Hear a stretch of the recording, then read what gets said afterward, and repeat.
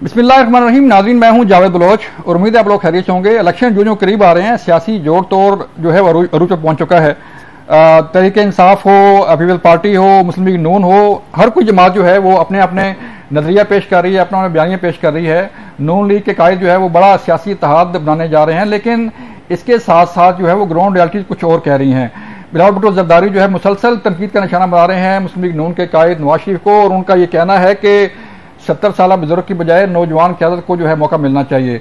वो किससे बात कर रहे हैं, वो किससे लेवल प्लेइंग फील्ड मांग रहे हैं, और नवाज शरीफ जो है खामोशी से अपना काम किए जा रहे हैं, खामोशी से सियासी इत्तेहाद बनाए जा रहे हैं, किंग्स पार्टी को अपने साथ मिलाए जा रहे हैं। लेकिन तहरीक इंसाफ जो है वो अपने तय गिला कर रही है, उन्हें लेवल प्लेइंग फील्ड नहीं दी जा रही, वो लेवल प्लेइंग फील्ड मांग रही है। तो आखिर ये मामला जाएगा कहां पे? हम इसी सिलसिले में बात करने जा रहे हैं कि सियासी जमातों को आखिर कब जो है वो पाकिस्तान की सोच आएगी, अवाम की सोच आएगी, और अवाम के लिए जो है वो बयानिया पेश किया जाएगा। इससे बात करने के लिए हमारे साथ मौजूद हैं पीपल्स पार्टी की रहनुमा शर्मिला फारूकी साहबा, उनसे बात करेंगे।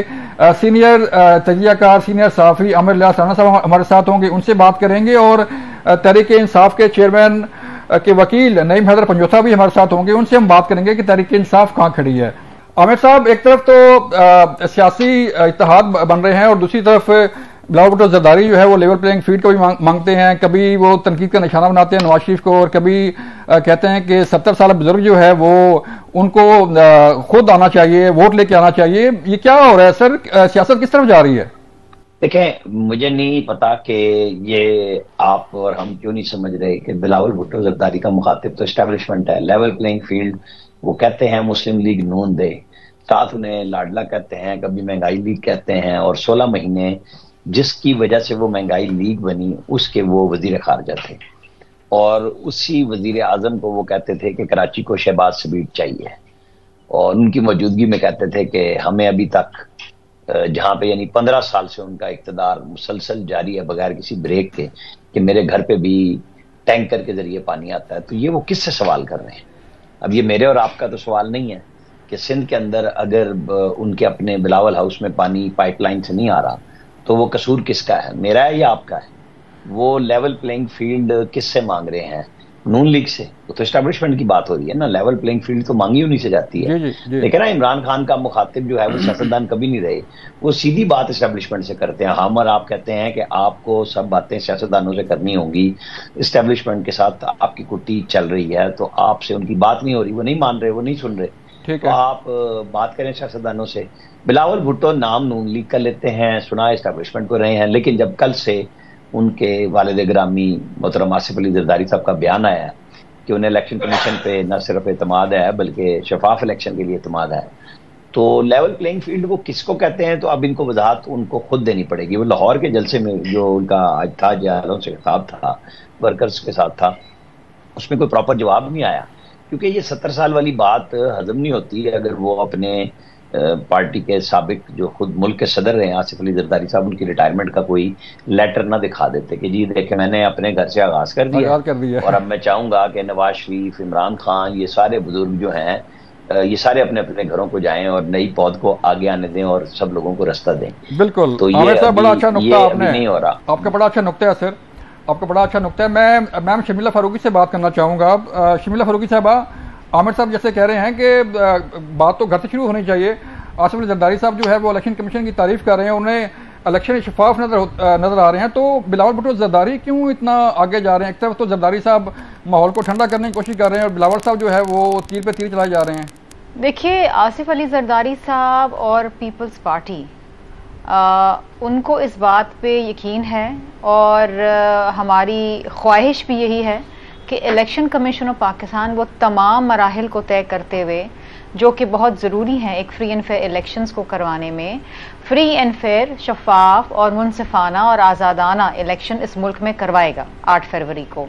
लेकिन उसके साथ साथ जो हमारे तहफ़्फ़ुज़ात इस वक्त मौजूद हैं ऑन ग्राउंड, उसको भी हम वबंग उदाला हम इस बात को सबको बता रहे हैं कि जी अगर level playing field Peoples Party और PTI को नहीं दी जा रही तो इलेक्शंस मुतनाज़ा हो सकते हैं। अब आपने कहा कि लेवल प्लेइंग फील्ड का क्या मतलब है? लेवल प्लेइंग फील्ड ये है कि अगर किसी एक जमात को बिलखुसूस फेवर दिया जा रहा है और स्टेट प्रोटोकॉल दिया जा रहा है तो जाहिर बात है कि इलेक्शन का ये जो माहौल है और ऐसे में ग्राउंड रियलिटीज अगर आप देखें, अगर दीगर जमातों को दबाया जा रहा है और एक जमात को खास तौर पे फेवर किया जा रहा है, तो ये बराबरी की सतह पे सबको मौके नहीं दिए जा रहे। इसका मतलब ये है कि अगर आपने इस मुल्क में फ्री एंड फेयर इलेक्शंस करवाने हैं, उसका pre requisite level playing field है और वो इस वक्त मौजूद नहीं है। इसके साथ साथ एक और चीज भी है जो हमने कही है, जो चेयरमैन बिलावल भुट्टो जरदारी साहब कह रहे हैं कि पाकिस्तान पीपल्स पार्टी को तो खैर कभी भी लेवल प्लेइंग फील्ड नहीं मिली। अगर आप तारीख भी उठा के देख लें तो IGI बनाई गई, पाकिस्तान पीपल्स पार्टी पैट्रियट्स बनाए गए। जो ग्राउंड रियलिटीज हैं वो तो ये कह रही हैं कि आप सिंध में जितनी मर्जी जलसे करें, सिंध से निकल के आप KP में जितने मर्जी जलसे करें, और कहा जा रहा है कि बिलावल भुट्टो जरदारी के KP के जलसे बड़े कामयाब जा रहे हैं। तो लेवल प्लेइंग फील्ड यही होती है कि आपको एक इन्वायरमेंट दिया जाए, आप जहां मर्जी चाहें जलसा करें, जहां मर्जी चाहें जाएं आए, यही होती है लेवल प्लेइंग फील्ड। ये आपकी डेफिनेशन में सिर्फ यही लेवल प्लेइंग फील्ड होगी। देखिए सिर्फ सिंध नहीं है पाकिस्तान में, बाकी भी सूबे हैं, और बिलखुसूस जो पंजाब है वहां पर जिस तरीके से मियां साहब की सजा मुअत्तल की गई, ये इंटरम गवर्नमेंट का काम नहीं है। इसी तरीके से बलूचिस्तान में जो लोग पीपल्स पार्टी में शमूलियत अख्तियार करना चाह रहे थे उनको रोक दिया गया, उनको कहा गया कि आप PMLN में शमूलियत अख्तियार करें। तो सिर्फ जलसे जुलूस करना सिर्फ लेवल प्लेइंग फील्ड नहीं होती। हाँ, मुख्तलिफ औकात के अंदर मुख्तलिफ तरीकेकार से लेवल प्लेइंग फील्ड नहीं मिली। अब अगर आप जलसे जुलूस की बात कर रहे हैं तो 2013 में पीपल्स पार्टी जलसे जुलूस नहीं कर पाई थी क्योंकि सिक्योरिटी के थ्रेट्स थे, ANP भी नहीं कर पाई थी, उनको भी लेवल प्लेइंग फील्ड नहीं मिली। लेकिन बहुत से ऐसे लोग जो पीपल्स पार्टी में शमूलियत अख्तियार करना चाह रहे थे, इवन पंजाब में, उनको IPP बना के उसमें भेज दिया गया। तो ये वो चीजें हैं कि अगर कोई अपनी मर्जी से किसी जमात में शमूलियत अख्तियार करना चाह रहा है, उसका साथ देना चाह रहा है, लेकिन आप उसमें जाने नहीं दे रहे हैं। इसी तरीके से आप देखिए कि पंजाब के अंदर गवर्नर हाउस के अंदर मियां साहब की दावतें हो रही हैं, वहां पर उनके इजलास हो रहे हैं। पीपल्स पार्टी को तो दावत नहीं दी जा रही कि आप वहां के अपने इजलास करें, या किसी और जमात को तो दावत नहीं दी जा रही। ये तमाम चीजें हैं जो शक व शुबहात पैदा करते हैं कि किसी एक जमात को खास तौर पे फेवर दिया जा रहा है। अच्छा, अब सिर्फ ये मैं और मेरी जमात नहीं कह रही है, ये आपके इंडिपेंडेंट तज्जियाकार कह रहे हैं, ये आपकी बाकी सियासी जमातें कह रही हैं, ये बाकी अवाम को भी नजर आ रहा है। सो ये सिर्फ मैं नहीं हूं। अगर आप 3 दिन पहले का डॉन का एडिटोरियल उठा के पढ़ें तो उसमें लिखा हुआ है, उसका अनुमान यही है कि रिपीट टेलीकास्ट हो रहा है। जो 2018 में सिलेक्शन की गई, तो आज हम 2024 में सिलेक्शन करने जा रहे हैं, और ये अफसोसनाक बात है। चलें शर्मिला, मैं आपके पास वापस आता हूं। मैं बात करना चाहूंगा नईम हैदर पंजोता से, तहरीक इंसाफ के चेयरमैन के वकील हैं, उनसे मिलते रहते हैं डाला जेल में। पंजोता साहब, ये फरमाइएगा कि पीपल्स पार्टी अपनी कैंपेन कर रही है, नून लीग अपनी सियासी जोड़ तोड़ कर रही है, तो तहरीक इंसाफ के तो पत्ते झड़ते जा रहे हैं ऐसा ऐसा। अलीन बादवान भी चले गए, कोई और ऐसी शख्सियत नहीं है जो मंजर आम पर हो और तहरीक इंसाफ का बयानिया लेके चले। तो तहरीक इंसाफ कहाँ खड़ी होगी इलेक्शन में? देखिए, बहुत शुक्रिया। बड़ी नवाजिश। इस वक्त जो मुल्क के अंदर गैर आईनी सूरत हाल है उसके ऊपर बार बार हम जो है सुप्रीम कोर्ट से ये सदा कर चुके हैं और पिटीशन भी दायर की थी फंडामेंटल राइट्स की वायलेशन के हवाले से। मुल्क के अंदर लोगों को अगवा किया जाता है और उसके ऊपर रजिस्ट्रार ऑफिस ने एतराज लगा दिया कि ये सिलसिला कि एक बंदा अगवा होता है और दूसरे दिन जो है पटका या जहांगीर तरीन साहब जो है डाल देते हैं, कातरीन खड़े होते हैं, या कहीं किसी प्रेस क्लब में जो है वो पाया जाता है या प्रेस कॉन्फ्रेंस कर रहा होता है और मजम्मत कर रहा होता है PTI की। आप ये देख लें कि बाकायदा तौर पर जो भी हमारे PTI के लीडर इन दिनों में अगवा हुए, उन्होंने पहले एक बयान जारी किया था। वो बयान क्या था कि हम हरदम बयान करते हैं कि कभी भी इमरान खान साहब ने किसी को ये नहीं कहा कि आप तोड़ फोड़ करो, जलाओ, गिरफ्त करो या कोई इस तरह की एक्टिविटीज के हवाले से। और अगर हमें उठाकर कोई ऐसा बयान लिया जाता है, सर बयान क्या, वो तो खान साहब की जो रिकॉर्डिंग है वो पड़ी हुई है, वीडियो ऑडियो उनके पैगाम पड़े हुए हैं कि अगर उन्हें गिरफ्तार कर लिया जाए तो आपने ये करना है, आपने ये करना है। वो तो सामने है सर, वो तो खुद शेयर करते रहे। नहीं, देखें, ये आप भी इल्जाम लगा रहे हैं, ऐसी कोई बात नहीं है। उन्होंने कभी ऐसा नहीं कहा कि तोड़ फोड़ करें। मैं तोड़ फोड़, जलाओ गिराओ की बड़ी वाज़ेह तौर पर बात कर रहा हूँ। जी जी, पुरअमन एहतजाज हर शहरी का हक है। अगर किसी ने आज तक पुरअमन एहतजाज जो है मुल्क के अंदर किसी जमात ने नहीं किया तो मुझे आप बता दें। हर जमात करती है और आईन पाकिस्तान हमें उसकी मतलब आप सानिया 9 मई को जो है वो पुरअमन एहतजाज कह रहे हैं। देखिए, सानिया 9 मई के हवाले से बड़ा वाज़ेह तौर पर इमरान खान साहब ने सुप्रीम कोर्ट के अंदर ये कहा था कि जो कुछ हुआ मुझे तो इन्फॉर्मेशन नहीं थी, और उसके ऊपर उन्होंने जो है वो कोई खुशी जाहिर नहीं की थी। और सुप्रीम कोर्ट ने अपने फैसले के अंदर भी बड़ा वाज़ेह तौर पर लिखा कि ये चीज़ है, और इमरान खान साहब को पेश किया गया तो उन्होंने ये उसके ऊपर बात की। और खान साहब ने हमेशा ये कहा कि मैंने कभी भी जलाओ गिराओ की या कोई भी मैं इस तरह से नहीं कहूँगा कि जो वाक़या हुआ या वहाँ पर आग लगी तो कोई उसकी मैं एंडोर्समेंट करता हूँ या वो कोई बढ़िया कोई टाइम बात थी, बल्कि उन्होंने ये कहा कि इसके ऊपर इंडिपेंडेंट तहकीकात होनी चाहिए कि किसने जो है लोगों को अंदर जाने की इजाज़त दी, वहाँ पर सिक्योरिटी के ऊपर जो मामूल अफसरान होते हैं, जो एहकार होते हैं, वो कहाँ पर थे और कैसे अंदर चले गए, किसने कैमरे जो है वो वहाँ से उतारे और ठीक है पहले से कैसे, कोई भी एक एक चीज़ जो है वो यहाँ पर आनी चाहिए और जो लोग उसके अंदर जिनका किरदार हो उनको जरूर सजा मिलनी चाहिए। आइन कानून जो है वो अपना रास्ता इख्तियार करे। लेकिन दूसरे नंबर जो इलेक्शन के हवाले से आपने बात की है, इंशाल्लाह देखें आज इस्लामाबाद हाई कोर्ट के अंदर तोशाखाना केस के हवाले से जो सजा खान साहब की वो तो सस्पेंड हो गई है, लेकिन उनकी कन्विक्शन बाकी है जिसके साथ ये जुड़ी है उनकी नाअहली, और जो ही वो फैसला होगा हम ये समझते हैं कि अगर मेरिट के ऊपर ये फैसला लिया जाए तो किसी सूरत एक लम्हे के लिए भी वो नाअहली बरकरार नहीं रह सकती, क्योंकि जो नोटिफिकेशन निकाला गया था इलेक्शन कमीशन की तरफ से वो बिल्कुल अख्तियारात का गलत इस्तेमाल करते हुए उन्होंने फौरन नाअहली का नोटिफिकेशन निकाला और बदनीति। चले सर, मैं नईम भाई मैं केसेस के हवाले से बात करूंगा, मैं केसेस के हवाले से बात करूंगा आपसे और पूछूंगा आपसे कि ये केसेस जो है वो क्या रुख इख्तियार करेंगे। मुझे अभी ब्रेक लिए कहा जा रहा है, वापस आएंगे तो हम पूछेंगे आमिर साहब से भी कि एक तरफ तो बिलावल भुट्टो जरदारी जो है वो तनकीद कर रहे हैं लेकिन नून लीग की तरफ से कोई जवाब नहीं आ रहा। मिलते हैं एक शॉर्ट ब्रेक के बाद। वेलकम बैक नाज़रीन। आमिर साहब, मैं आपसे पूछना चाह रहा हूं कि एक तरफ तो बिलावल भुट्टो जरदारी जो है वो तनकीद का निशाना बना रहे हैं, नवाज शरीफ को मुख्तलिफ किस्म के अलकाबात से जो है वो नवाजा जा रहा है, तो दूसरी तरफ नून लीग की तरफ से कोई जवाब नहीं आ रहा और ना ही नवाज शरीफ ने जवाब दिया, शहबाज शरीफ ने उन्हें छोटा भाई करार दिया और तहम्मुल का जो है वो मशवरा दिया। आप सहाफ़ी हैं और बेहतर जानते हैं सियासत को और सियासी चालों को भी आप बेहतर तरीके से जानते हैं, तो नून लीग जो है वो खामोशी से अपना काम कर रही है। फरमाइएगा कि नून लीग क्यों नहीं जवाब दे रही, उनका फोकस जो है वो सिर्फ जोड़ तोड़ और सियासी इत्तेहाद पे है। देखें, बात सिंपल सी है, शर्मिला साहिबा भी कह रही थी कि इंटरिम गवर्नमेंट सजा क्यों मुअत्तल कर रही है, नहीं कर सकती। तो जब फुल शहबाज शरीफ की गवर्नमेंट थी जिसमें मरदमशुमारी की रिजल्ट को फाइनल किया गया, जिसमें वजीर आला सिंध मौजूद थे उस वक्त के और सैयद नवीद कमर वफाकी वजीर की हैसियत से, सिंध के नुमाइंदे की हैसियत से वहां पे बैठे हुए थे, तो साथ 2 निगरान वज़राए आला भी आए थे, उसमें पंजाब और केपी के थे और सब ने मिल के स्टैंप किया था। तो इंटरिम गवर्नमेंट जब बन जाती है या बैठी होती तो वो हुकूमत ही है, तो वो फैसले कर रही होती है और ये चीजें चल रही होती हैं। अब आप देखें कि बिलावल भुट्टो की तरफ से जज्बाती गुफ्तगू हुई और PMLN ने उसे कहते हैं ना कि वेल लेफ्ट किया और बार बार कहा कि हमें इस तरफ जवाब के लिए ना आने दें, क्योंकि सबको पता है कि इन दोनों ने दोबारा फिर हुकूमत में बैठना है। ये 8 फरवरी के बाद फिर मुझे नजर आ रहे हैं कि दोबारा बैठ सकते हैं, पाकिस्तान को बैठ नहीं सकते, ये बैठना पड़ेगा इन्हें, ये चलना है, हुकूमत को पाकिस्तान को चलाना है और पाकिस्तान की जिम्मेदार सियासी जमातें यही किरदार अदा करेंगी। लेकिन ये बयानात इलेक्शन के लिए दिए जाते हैं और दिए जाएंगे, ये तेज भी हो सकते हैं। PMLN अभी बड़ी तहम्मुल के साथ बात कर रही है कि ना करें, लेकिन कहीं ना कहीं उनके भी सब्र का पैमाना लबरेज होगा। जिस तरह बिलावल साहब जो गुफ्तगू कर रहे थे, और मैंने पहले भी कहा कि अगर वो आसिफ अली जरदारी साहब से अपने 70 साल वाले बयान के ऊपर उनकी रिटायरमेंट ऐलान करा लेते तो उनकी बड़ी बात होती, या आज वो उसको रिजेक्ट करते।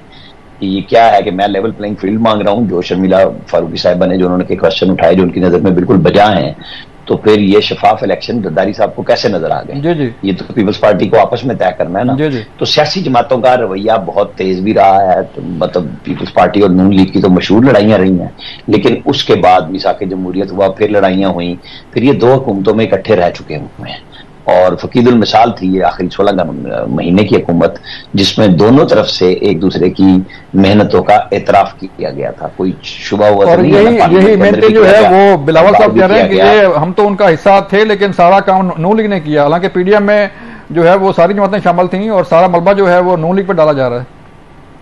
ये इत्तेहादी थे ना PDM से, तो ये निकल गए थे PDM बना के, और जब फैज़याबी शुरू हुई और GDA को सिंध में लॉन्च करने का दोबारा हुआ कि पीपल्स पार्टी से गवर्नमेंट ली जाएगी, तो पीपल्स पार्टी पीछे हट गई थी मसलतन PDM से, और फिर पीपल्स पार्टी ही अदम एतमाद के लिए सबको तैयार करके जरदारी साहब ही लाए थे। तो वो जिनसे लेवल प्लेइंग फील्ड मांग रहे हैं वो तो अब सारी बातें छुपी हुई नहीं है, लेकिन बहरहाल होना यही चाहिए कि मुल्क में फिजा साजगार बनाने के लिए जहां इलेक्शन कमीशन को इंतखाबी ज़ाब्ता खिलाफ पे अमल दरामद कराना है, वहां PTI के लोगों की जो शिकायत है, नहीं मैदर कंटेता साहब बैठे हुए हैं आपके डिस्ट्रिक्ट फेलो हैं, मुझे पता है दोनों का, एक ही जिला सरगोदा है। आप आपस में भी बात करके देखें कि पीटीआई जमहूरी चेहरों को सामने ला के रास्ता क्यों नहीं ले रही, वो क्यों एस्टैब्लिशमेंट से ढूंढ रही है कि सिर्फ रास्ता वहीं से मिलना है। उनके साथ बातचीत कीजिए आप, लेकिन आपको सियासतदानों से बात करनी होगी। इनको जरदारी साहब और नवाज शरीफ से सीखना होगा कि सब सियासी लड़ाइयों के बावजूद आपस में राब्ते रखे जा सकते हैं और इकट्ठे हो सकते हैं। ये वजह तो नहीं है कि नून लीग बाप ले उड़ी और पीपल्स पार्टी जो है वो देखती रहेगी, तो फिर कहीं ये नाराजगी तो नहीं है सामने अड़े आ रही कि बाप तो उनके पास जाना था लेकिन इनके पास आ गया? देखें, बीएपी जब बनाई जिन लोगों ने थी वो एस्टैब्लिशमेंट थी, और ऑन किया था जरदारी साहब ने उनको अपने घर पे खाना दे के, कुदूस बुदिंजो साहब को, और फिर सादिक संजरानी साहब को चेयरमैन बनाया और इमरान खान साहब ने उस पर अंगूठा लगाया आके, और नून पीछे रह गई, तड़पती रह गई कि अक्सरियत के बावजूद वो न बना सकी। तो सियासत इसी चीज के आर्ट का नाम है। लेकिन आज जरा दूरियां हैं, सियासत और बढ़ेगी और ये दूरियां और तलखियां बढ़ती हुई नजर आएंगी आपको, जो इलेक्शन नहीं बढ़ती हुई नजर आएंगी कि जब ये इलेक्शन नजदीक आएगा। हाँ, इसमें इखलाकी हदूद को किसी को पार नहीं करना चाहिए, ताकि जो रवादारी की हम बात कर रहे हैं कि जो बिल्कुल खत्म कर दी पीटीआई ने और उनके लीडरशिप ने कि मुखालिफ को चोर और डकैत के अलावा किसी लकब से पुकारना ही नहीं है और बात भी नहीं करनी। और 4 अगस्त की रात जब उन्हें पता था 5 को उनको सुबह सजा हो रही है, तो उस वक्त पहली दफा उन्होंने पीडीएम और एस्टैब्लिशमेंट का इकट्ठे नाम दिया, वरना वो पीडीएम का नाम भी नहीं लेते थे। रियलिटी यही है। अब देखें आगे, अब हमें और आपको देखना है, 2 हफ्ते बड़े अहम है इस मामले में कि बहुत जोड़ तोड़ होगा और जो सियासी इत्तेहाद है वो नई शक्ल भी इख्तियार करेंगे और नई शमूलियतें भी बेपनाह होंगी। चलें आमिर साहब, शर्मिला साहबा मैं आपकी तरफ आना चाह रहा हूँ। कोई है अब तो खैर ये सारी सूरत हाल, आपकी कैंपेन जारी है, बिलावल भुट्टो जरदारी जो है वो जलसे कर रहे हैं, नून लीग अपने सियासी इत्तेहाद बना रही है, तो कहीं आगे चल के कोई इत्तेहाद हो सकता है, कोई मिसाके जमहूरियत, मिसाके मईशत जो है वो उसके लिए कोई तरीके इंसाफ और नून लीग मिल बैठे और जो है वो पाकिस्तान को आगे लेके चले, अवाम को आगे लेके चले? देखिए जी, हमारी किसी से लड़ाई नहीं है बलोच साहब, हमने लड़ने हैं इलेक्शंस। हमारी लड़ाई है बेरोजगारी से, हमारी लड़ाई है गुर्बत से, हमारी लड़ाई है महंगाई से। हमने इस मुल्क में जो मायूस कौम है उसको उम्मीद की किरण देनी है। हमने महंगाई का खात्मा करना है, बेरोजगारी का खात्मा करना है, हमें इस मुल्क के अंदर मईशत को बहाल करना है, सियासी इस्तेहकाम को बहाल करना है। हमने कभी नहीं कहा कि हम किसी के साथ बैठेंगे नहीं in the larger interest of the country, हमने कभी नहीं कहा कि हम लड़ाई करेंगे। लेकिन देखिए, जहां पर उसूलों की बात है वहां पर उसूल पहले आते हैं। ये इलेक्शन का टाइम है, इलेक्शन में हर किसी को लेवल प्लेइंग फील्ड मिलनी चाहिए। हमारे इतराजात जो हैं वो बजा हैं। अब बात यह है कि आगे जाके भी, इस वक्त भी हमारी लड़ाई किसी की जात से नहीं है, किसी की जमात से नहीं है। हम एक नई किस्म की सियासत को जन्म देना चाह रहे हैं जिसमें ना लड़ाई हो, ना झगड़े हो, ना गालम गलोच हो, नौजवान हो, ना खून रेज़ी हो, ना इलेक्शन लड़े। देखिए, बुजुर्गों की अपनी एक वक़्त है, बुजुर्गों का अपना एक एक्सपीरियंस होता है, उनका तजुर्बा होता है। लेकिन इस मुल्क में जो बुजुर्ग हैं उनको लोगों ने आजमा लिया है। नौजवान की आदत आएगी, नौजवानों को मुतवज्जा करेगी, out of the box solutions लेकर आएगी। देखिए, नई नस्ल जो है वो नई तर्ज से सोचती है। और आज इस दुनिया में अगर आप ग्लोबली भी देखें तो नई तरीके से सियासत हो रही है, नई तरीके से प्रोग्राम्स आ रहे हैं, नई तरीके से अपॉर्चुनिटीज मुमालिक दे रहे हैं। तो पाकिस्तान में भी जब आपने तमाम लोगों को एक मौका दे दिया और कई बार मौका दिया है, तो अगर एक नौजवान की आदत को बिलावल भुट्टो जरदारी साहब को मौका देखें, उन्होंने छोटे से अरसे में वजारत लेकिन शर्मिला बड़ी कामयाबी के लिए जो है ना वो ग्राउंड रियलिटी तो होनी चाहिए ना। मौका के लिए आपको सिंध के साथ साथ पंजाब से भी वोट जो है वो लेना पड़ेगा आपको। सिंध के साथ साथ अल्हम्दुलिल्लाह पंजाब में जो है हमारे जो सिंध के अंदर आपके पास शायद कैंडिडेट हों। देखिए जी, पंजाब ही सिर्फ पाकिस्तान नहीं ना, मसला ये है कि आप लोग सिर्फ पंजाब पे फोकस करते हैं कि जी पंजाब में अगर इतने ज्यादा सीटें नहीं है तो जी हुकूमत नहीं बन सकती। क्यों नहीं बन सकती? इस तरीके से तो फिर सिंध में पीएमएलएन के कोई वोट नहीं है। इसी तरीके से बलूचिस्तान के अंदर वो कमजोर हैं, जब भी उन्होंने जाके दीगर जमातों के साथ इत्तेहाद बनाया। जब आपकी अपनी स्ट्रेंथ नहीं होती तो फिर आप छोटी जमातों की जानिब देखते हैं। अगर इस मुल्क में फ्री एंड फेयर इलेक्शंस हो गए तो पीपल्स पार्टी बड़े सरप्राइजेस देगी आपको, आप देखिएगा। और इंशाल्लाह ताला आप ये देखिए जो हमारे जलसे हो रहे हैं, जो हमारे कन्वेंशन हो रहे हैं, आज बिलावल भुट्टो जरदारी साहब नौशेरा में हैं, जिस तरीके से हमारे कन्वेंशन, जिस तरह लोग आ रहे हैं और लोग भरपूर तरीके से मोहब्बत का इजहार कर रहे हैं, हमें पूरी उम्मीद है कि पीपल्स पार्टी को बहुत वोट मिलेंगे। चले, मैं उम्मीद तो यही करता हूं कि पीपल्स पार्टी को भी वोट मिले।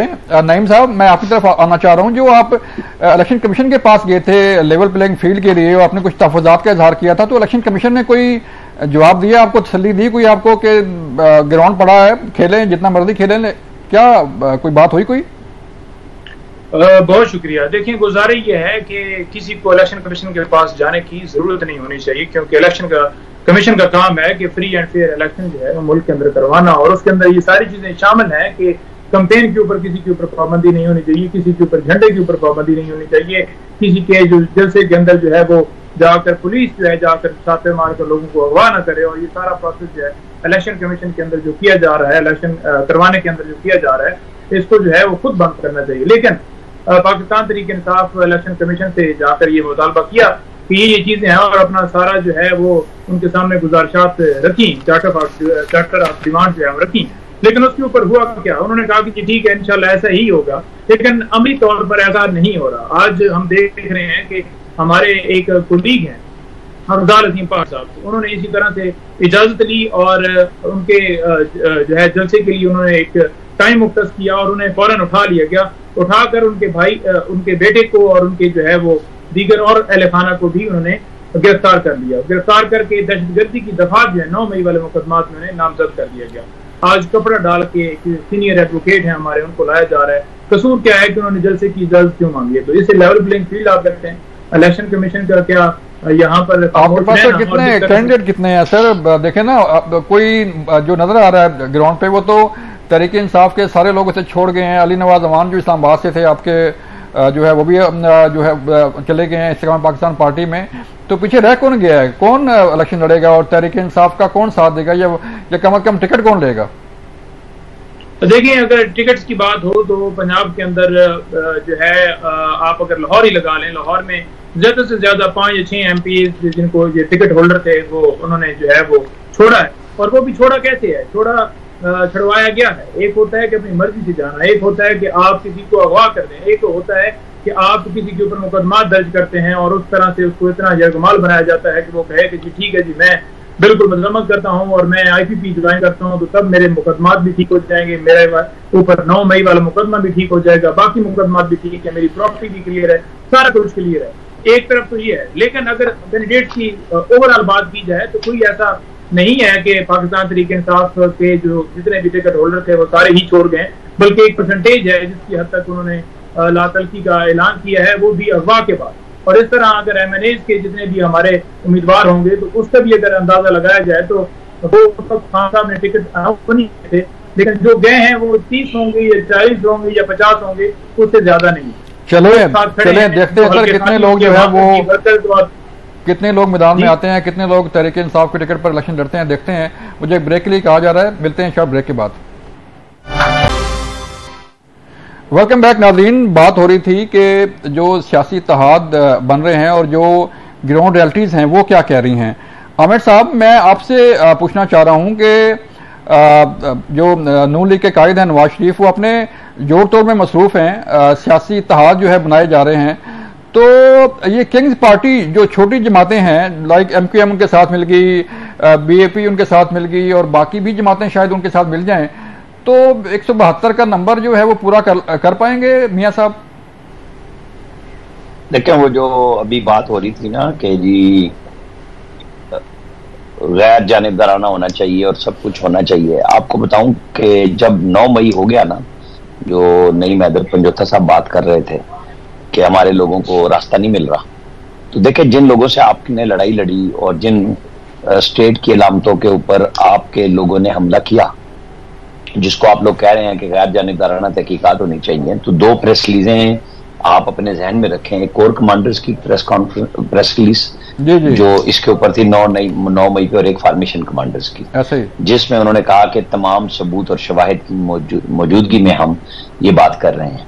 तो मेरा ख्याल है कि इनको जब तक ये मसला हल नहीं करेंगे, ये मसला इनके लिए लेवल प्लेइंग फील्ड का रहेगा, क्योंकि लेवल प्लेइंग फील्ड पे जब chief election commissioner Sikandar Sultan Raja, आपको याद होगा जब प्रेसिडेंसी से वापस आए, जिस दिन 8 फरवरी की डेट तय हुई थी जो बाद में अनाउंस हुई, तो उन्होंने कहा था कि जी इसके ऊपर हम तब बात करेंगे जब हम इलेक्शन शेड्यूल देंगे तो सबको लेके देंगे लेवल प्लेइंग फील्ड। उन्होंने अपने तय बात को इस तरह खत्म कर दिया कि जब शेड्यूल आएगा तो फिर हम इसका जवाब देंगे। और उससे पहले पीटीआई की, चाहे वो वकला की सूरत में जो क़यादत मौजूद है, जो टेलीफोन पे मौजूद है, राब्तों में मौजूद है, इनको चाहिए कि डिजिटल कैंपेन से ज्यादा ये लोकल सतह पे अपने लिए राब्ते हैं। और जब तक ग्राउंड रियलिटी में ये नहीं निकालेंगे राब्ते कि इलेक्शन लड़ने के काबिल इनके कैंडिडेट रह जाए, क्योंकि इनकी पार्टी के अंदर ये सुकम बहरहाल मौजूद है जो पीपल्स पार्टी और मुस्लिम लीग नून में नहीं है। ये हमेशा लोग पकड़े जाते हैं, लोगों को वादा माफगाह बनाने की कोशिश की जाती है, और लोग 2-2 साल जेलों में रह के आए, अपनी पार्टी नहीं छोड़ी।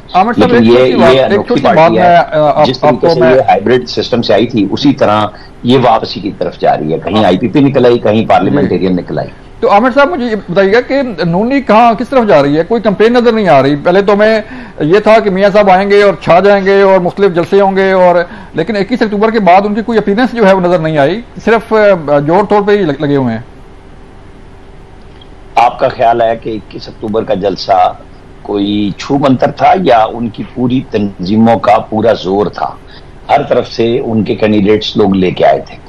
अब आज उन्होंने एक तरफ जहां पॉलिटिकल पार्टी के साथ गुफ्तगू शुरू की है, वहां उन्होंने अपने तमाम लोगों से, शायद आज आखिरी तारीख है उनकी, जो अगर एक्सटेंड ना हुई तो उन्होंने टिकटों के लिए दरखास्तें मांगी हुई हैं, और आया भी था एक कि कितनी दरखास्तें आई और कितने करोड़ रुपए उसमें फंड्स भी जमा हो चुके हुए हैं। ठीक है। वो ग्राउंड पे अपने जिस तरीके से पीएमएलएन का स्टाइल है, वो 2-3 सर्वे कम से कम कराती है किसी एक जगह पे टिकट फाइनल करते हुए। ठीक है। तो वो शर्मिला फरूकी साहब, मैं आपकी तरफ आ रहा हूँ, जरा बताइए क्या कि जो जलसे हो रहे हैं बिलावल साहब के, और अभी केपी में जो है वो जलसे कर रहे हैं, आज भी उनका जलसा था, कल भी जलसा होगा, सिंध से वो बाहर आए हैं, तो पंजाब का रुख कब करेंगे बिलावल साहब? और पंजाब से क्या तो कोई आपको, क्योंकि जाहिर बात है आप कह रही थी कि जो है वो सारा जोर पंजाब पे होता है, तो पंजाब तो बड़ा सूबा है, पंजाब से जो ज्यादा सीटें लेगा वही जो है मरकज में देखा हमने कि गवर्नमेंट बनाता है, तो पंजाब से कितनी उम्मीद है आपको, पंजाब की आवाम से?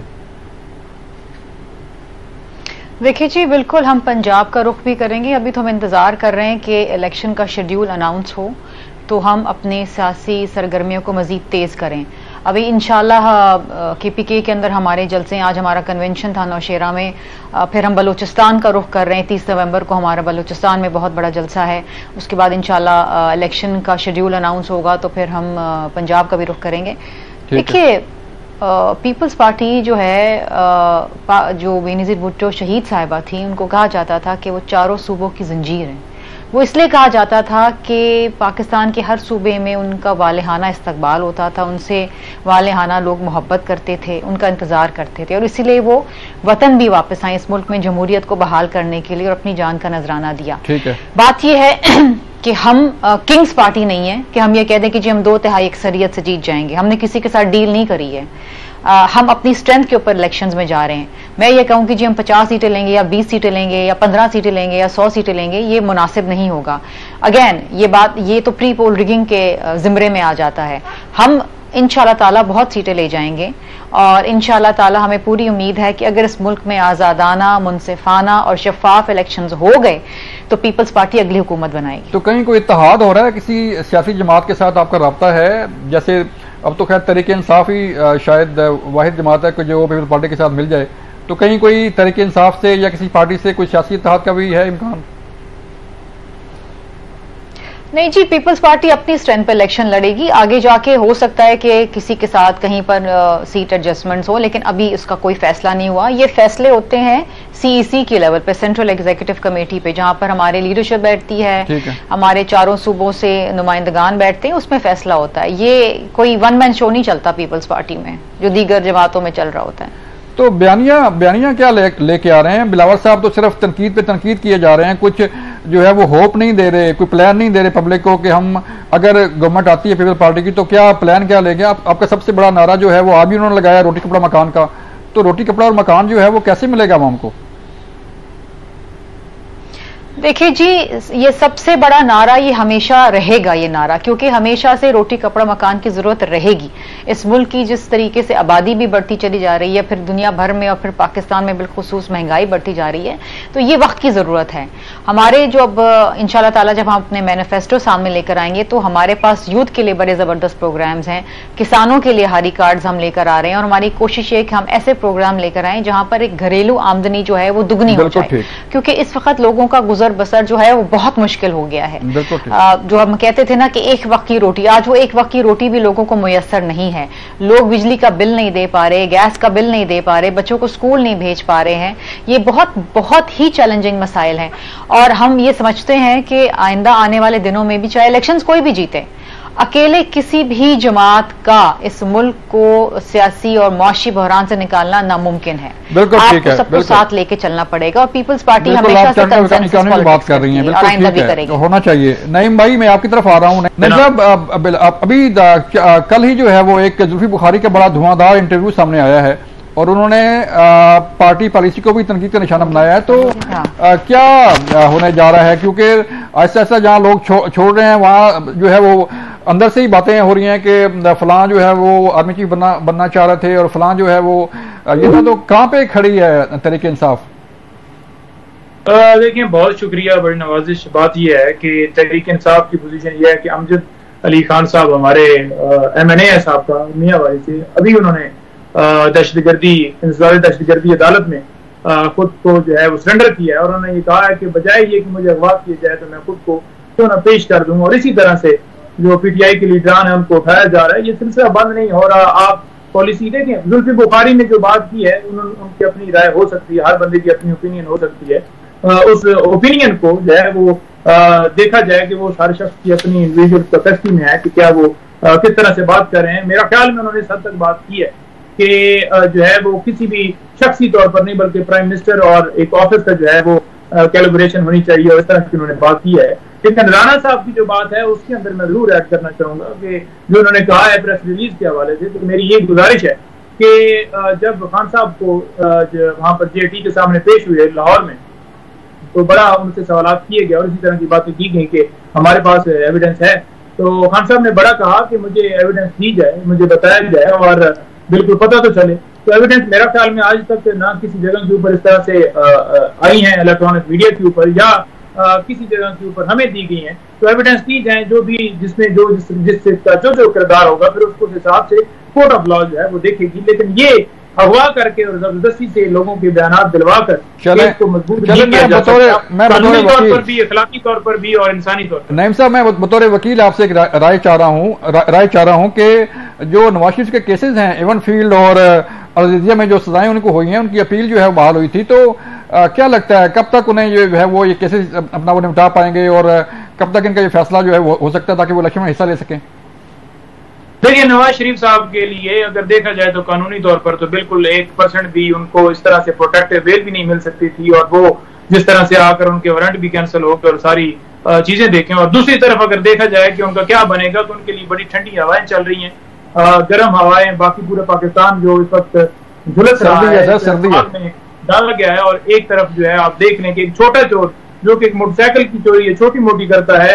चले नईम साहब, आपका मौक़िफ़ आ गया, आपकी राय आ गई, टाइम बड़ा कम है। नाज़रीन, आपने देखा कि हमने बात की पीपल्स पार्टी से भी, और बात की सीनियर तजज़ियाकार से भी, सीनियर सहाफ़ी से भी, और बात हमने की नईम हैदर पंजोता से भी। जो असल बात सिर्फ ये है नाज़रीन के अवाम कहाँ खड़ी है, मुल्क कहाँ खड़ा है, और ये सियासी जमातें अपने अपना नजरिया तो लेके आ रही हैं, अपना अपना बयानिया तो पेश किया जा रहा है, लेकिन अवाम की बात नहीं की जा रही। अवाम को रिलीफ जब मिलेगा तभी जो है वो बात मानी जाएगी कि वाकई ही कोई पार्टी जो है वो अवाम की बात करती है, पाकिस्तान की बात करती है और मुल्क की बात करती है।